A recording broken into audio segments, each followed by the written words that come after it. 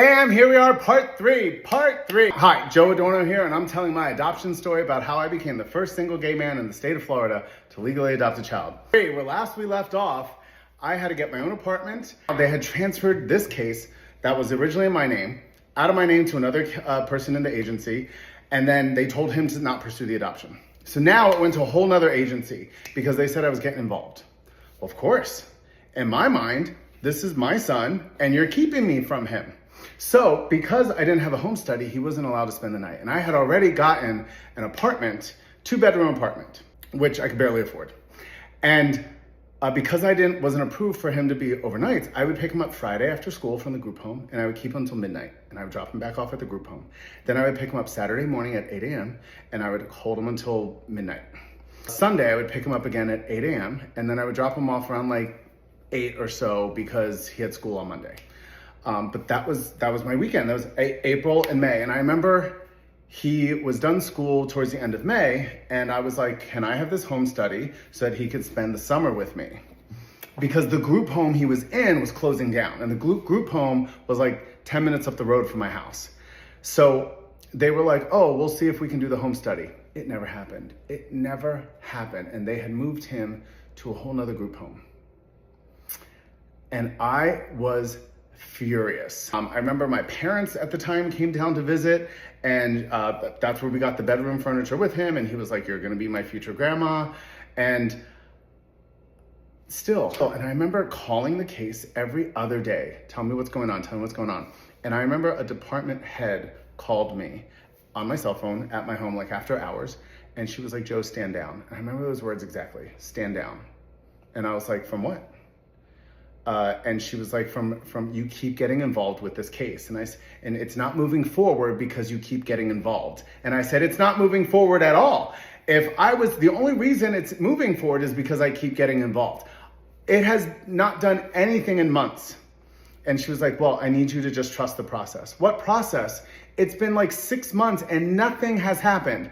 I have spent all this money. I have been discriminated against, and nothing has happened. I ended up calling the CEO of the whole agency that oversaw all of child welfare in Central Florida. I got a cell phone number, I called him, and I was like, I need to speak to you. And I remember he was like, I'll give you a call later on this evening. He never called me. I called him 9 o'clock on the dot the next day. And he was like, hey, I'm sorry, I had a family issue. And I was like, yeah, me too, and that's why I'm calling you. So we're sitting there, and I was like, I need this done. And in my mind, I knew, you can't fire me. Because if you fire me, I'm gonna sue for discrimination. And I should have, I keep in detailed notes of all this. This is not the first time that I've told this story. I have told the story at universities, I've told it at events, but like this is the first time I'm actually sharing it online. But I've told it as far as like a teaching process. Like I've even been invited to like adoption competency classes, and I tell about how I pursued my adoption. And sometimes you just gotta keep fighting. So the attorney, God rest his soul, Tony Richardson, he was amazing. He wanted this adoption to happen because him and his husband wanted to adopt.